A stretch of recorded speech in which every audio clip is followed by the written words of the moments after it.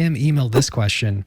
She writes, recently, my friend was telling me how she knew many Catholics in her church who were homeschooled in order for the children to grow up in the faith. Honestly, to me, this doesn't make a lot of sense because you can still be Catholic, but go to a public or a private school. I would have thought that removing the child from a different environment so that they would not sin would be counterintuitive. Would it be better for a child to experience temptation and ask questions so that they can develop a faith of their own rather than blindly following their parents? I think there's an argument for that, Father, but what do you think? The parents are the primary educators of their children by the natural law. And so the parents have the obligation and responsibility to teach their children.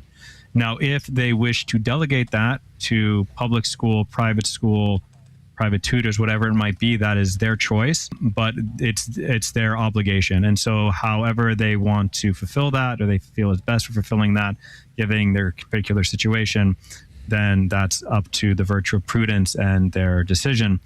But not only do Catholic parents have the natural obligation of educating their children, they also have the supernatural of making sure that they are also trying to raise saints. And this is going to be very important.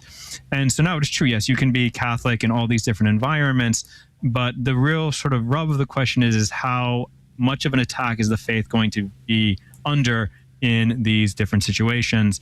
And will the children be able to handle it?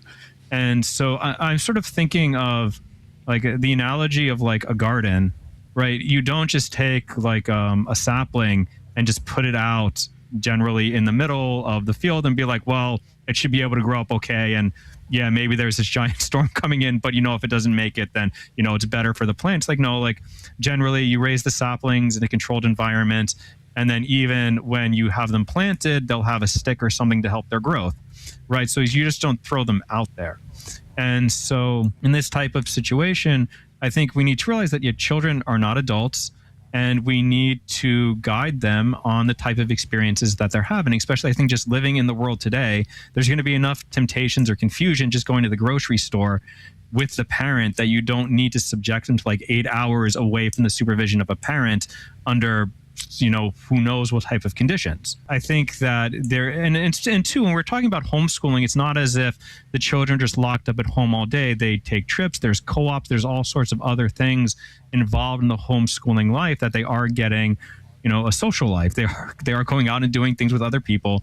They're not just like locked in a room in the house for 8 hours, just like staring at their notebooks. Again, the families go out together. If there's a co-op or even just, sort of a loose group of homeschoolers, they'll, do classes together. They'll do field trips or whatever. And so I think when we're talking about homeschooling, one, we have to have a proper understanding of really like what is the reality of homeschooling. And it's not, again, just locked up at home for 8 hours in front of a book or in front of a stack of books. It's a lot more to that. But then on the other side, it's like, yes, we cannot protect our children from everything.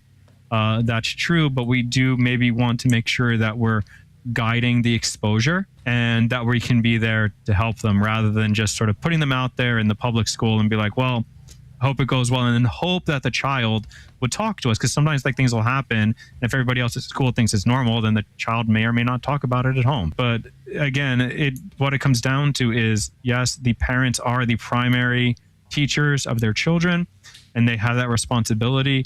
And it's up to the virtue of prudence to decide how that's going to be done in a particular situation.